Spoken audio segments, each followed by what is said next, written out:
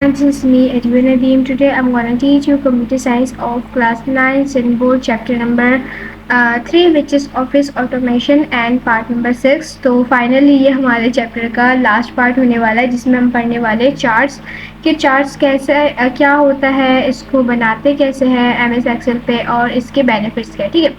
Okay, so firstly charts जो है एक ग्राफिक्स के नेम से भी है, यानी कि चार्ट्स और ग्राफिक सेम चीज़ है. ठीक है, जस्ट नेम में फ़र्क है. और या फिर आप ऐसे कह लें कि चार्ट को हम ग्राफ्स भी कह सकते हैं. ठीक है. ओके, ग्राफ्स क्या होता है ये आपको ऑलरेडी पता होगा. नहीं पता तो आई गेस मैंने चैप्टर नंबर 1 में इस चैप्टर के पार्ट 1 में ग्राफ को भी थोड़ा सा इंट्रोडक्शन दिया है, तो आप वो देख लीजिएगा. ठीक है. ओके, ग्राफ्स में हमारे पास ना डिफरेंट किस्म की डायग्राम्स और टेबल्स वो होती है, इंक्लूड होती है. ठीक है. ओके, तो चार्ट्स का या ग्राफ का पर्पस क्या होता है कि अगर हमारे पास कोई भी डेटा जो बहुत ज़्यादा लार्ज है जिसको समझने में प्रॉब्लम होगी, तो हम क्या करते हैं उसमें चार्ट्स का या ग्राफ का इस्तेमाल करते हैं. ग्राफ जो है ना एक समझ लें एलिमेंट्स टाइप की चीज़ें होती है जिससे हमें चीज़ें ज़्यादा अच्छे से समझ आ जाती है. तो इस वजह से हम जो है ग्राफ का या चार्ट्स का इस्तेमाल कर रहे होते हैं. और MS एक्सेल हमें यानी कि एक यूज़र को अलाउ करता है कि वो ईजीली कोई भी जो है ग्राफ या चार्ट इजीली बना सके ताकि वो कोई भी इंफॉर्मेशन है या कोई भी डेटा उसको अच्छे से समझ सके. ठीक है. तो इस वजह से हम क्या यूज़ कर रहे थे, चार्ट्स यूज़ कर रहे थे. चार्ट्स या फिर आप कह रहे ग्राफ, आपको जो सूटेबल लगे. ओके ओके, इसी के साथ आई गेस इतना इंट्रोडक्शन देना बहुत बेहतर होगा. ज़्यादा अगर मैं कहूँगी तो आप भूल जाएंगे. ठीक है. अब यहाँ पर आपको दिख रहा होगा, इसको हम चार्ट्स कह सकते हैं ईजीली. ठीक है. तो ये हमारे पास चार्ट्स है जो हमारे पास लाड़खा 2018 का टेम्परेचर का चार्ट है लाड़खाना पे. ठीक है. तो ओके, तो ये हमारे पास चार्ट है जो ऑब्वियसली हमने MS एक्सेल पे बनाया हुआ. ठीक है. तो इसमें 12 मंथ पूरे सही है और हर मंथ का आपको टेम्परेचर बताया गया. जैसे कि पहले मंथ का टेम्परेचर कितना था, 23 सेल्सियस, फिर 26, 32, 38, 43. ओके, सही इस तरीके से आपको वो दिया, एक चार्ट बना के दिया है किसका, टेम्परेचर का. अब आप देखिए गौर से, अगर आप टेम्परेचर में देखें तो आपको पहली नज़र में ही देखते ही पता चल रहा है कि सबसे ज़्यादा जो टेम्परेचर है वो कौन से महीने का, जून के महीने का. ठीक है. ऐसा क्यों पॉसिबल है, क्योंकि हमारे पास एक चार्ट मौजूद है, चार्ट या ग्राफ. ठीक है. जिसकी वजह से हमें चीज़ें समझने में आसानी हो जाती है, क्योंकि हमें सब चीज़ ना प्रेजेंट विजुअल तौर पे दिख रहा होता है, तो हमें इजीली ज़्यादा अच्छे से समझ आ जाता है एज़ कम्पेयर टू कोई भी क्या कहते हैं डेटा. फॉर सपोज अगर यही हमारे पास चीज़ लिखी हुई होती है उस पर नॉर्मली जस्ट ऐसी लिखी हुई होती तो शायद आपको समझने में थोड़ी सी प्रॉब्लम होती है.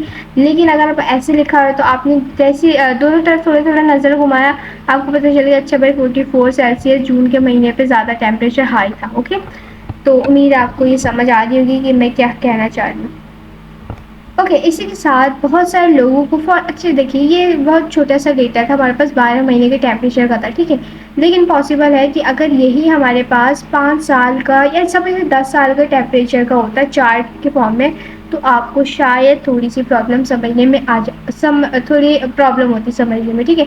तो इसी प्रॉब्लम को आसान करने के लिए हम और एक चीज़ यूज़ करते हैं जिसको हम कह रहे होते हैं ग्राफ. ग्राफ बेसिकली होता है कि जैसे एक आपको मिसाल दी, आपको ये दिख रहा है लाइन, एक मिनट ये रहा. देखिए, अगर मैं आपको कहूँ फॉर सपोज कि ये हमारे पास ना टेम्परेचर है लाड़काना का, अगर मैं आपको कहूँ कि भाई इसमें से ना मुझे बताओ कि कौन सा महीने का टेम्परेचर सबसे ज़्यादा हाई था, तो आपको दिख रहा होगा कि यहाँ पर जो है ना हमारा थोड़ा हाई की तरफ जा रहा है, तो आप डायरेक्ट कह देंगे कि भाई जून के महीने का. ठीक है. तो ग्राफ से क्या होता है, वो चार्ट वाला काम ग्राफ जो है ना और आसान कर देता है. अगर कोई डेटा आपके पास बहुत लार्ज साइज में, तो आपने सिंपली क्या करना, भाई ग्राफ बना देना. ग्राफ से आपकी वो चीज़ इतनी अच्छी से समझ आ जाती है कि आपको ज़्यादा उसमें दिमाग लगाने की ज़रूरत ही नहीं. अच्छा, आई गेस ग्राफ को समझने के लिए ग्राफ हमें समझने में इसलिए भी आसान लग रहा होता है ज़्यादा, क्योंकि ग्राफ में ना हमारे पास समझ ले एलिमेंट्स का इस्तेमाल हो रहा था. इन शॉर्टली अगर मैं बात करूँ आसान लफ्ज़ों में, तो जैसे मिसाल ये एक एलिमेंट है जिसमें समझ ले स्टिक है, डंडिया. ठीक है. इन शॉर्टली डंडिया कह रहे हैं आप इसको फिलहाल के तौर पर. तो अगर मैं आपके पास 5-6 किस्म की डंडियाँ रख दूँ अलग-अलग साइज़ की, तो आपको उसको एनालाइज़ करने में ज़्यादा देर नहीं लगेगी कि कौन-सी डंडी का साइज़ सबसे ज़्यादा वो है, मतलब लंबा है।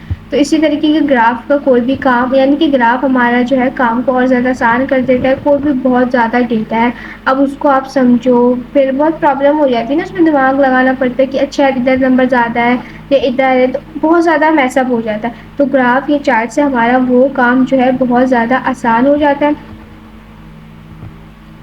और दूसरी बात, इस चार्ट को बनाना कोई ज़्यादा मुश्किल भी नहीं होता। सिंपली हमने क्या करना होता है कि हमने कोई भी एक टेबल सेलेक्ट करना होता है या कोई भी चार्ट बटन सेलेक्ट करना होता है और अपना जस्ट सिंपली डेटा डालना होता है और जस्ट हमारे पास अपना जो है क्या कहते हैं ग्राफ और चार्ट बन के आ जाता है।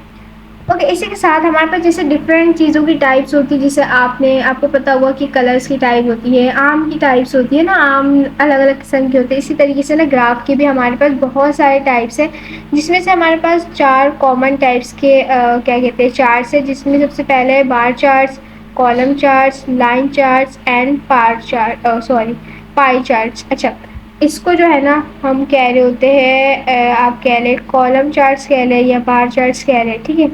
इस वाले को हम कह रहे होते हैं लाइन चार्ट्स। ओके, बाकी चार्ट्स अगर आपको देखनी है तो दिखा सकती हूँ। Wait a minute.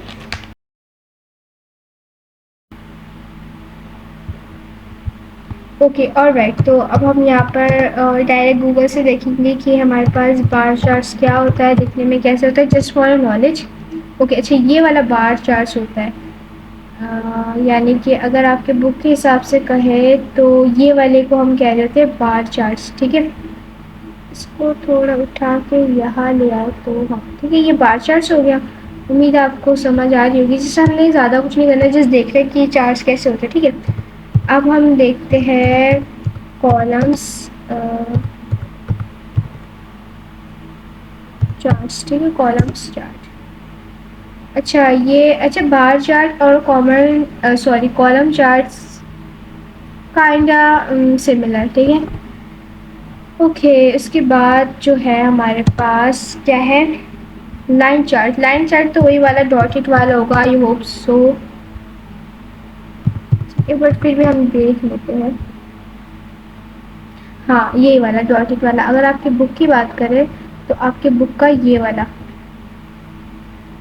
कहा गया, ये वाला, इसको हम कह रहे होंगे क्या, लाइन चार्ट, ठीक है। इसी के साथ हमने जो नेक्स्ट चीज़ देखनी है वो ये है कि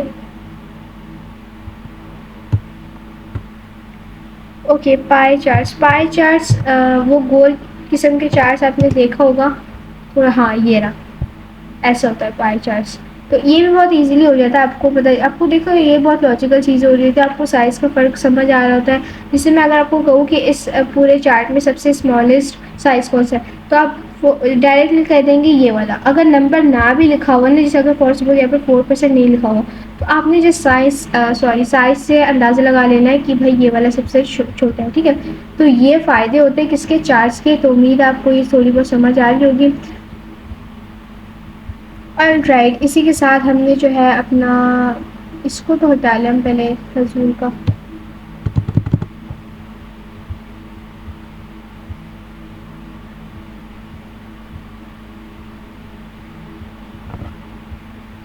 ठीक है, वेट अ मिनट। ओके, अब हमने देख लिया कि हमारे पास चार्ट्स क्या होते हैं, चार्ट्स की टाइप सब देख लिया। अब बारी है कि चार्ट्स खुद से बनाने की। आपको यहाँ पर डिफरेंट डिफरेंट किस्म के चार्ट्स दिख रहे होंगे।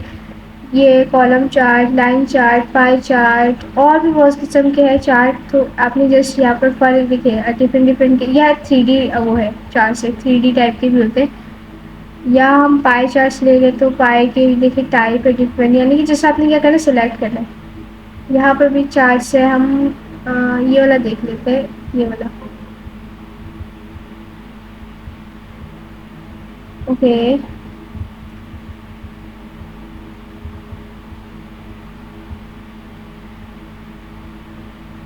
अच्छा ठीक है, ये हम इसके पहले करने के लिए ना हमने डेटा अपना ऐड करना होता है, देन फिर जाके ये खुद से हो जाता है।